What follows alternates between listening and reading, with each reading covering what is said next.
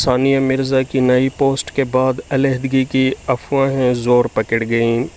بمبئی بھارتی tennis star Sania Mirza کی نئے سال کے حوالے سے انسٹاگرام پوسٹ کے بعد ان کی شعیب ملک سے علیحدگی کی افواہیں مزید زور پکڑ گئی ہیں۔ تفصیلات میں جانے سے پہلے اگر آپ ہمارے چینل پر پہلی بار آئے ہیں تو چینل کو سبسکرائب اور ویڈیو کو لائک ضرور کر دیں، بہت شکریہ۔ 2022 عیسوی میں مشہور و معروف جوڑے کے درمیان طلاق کی خبریں گردش کرتی رہیں، لیکن دونوں کی طرف سے ان خبروں پر کوئی تبصرہ نہیں کیا گیا۔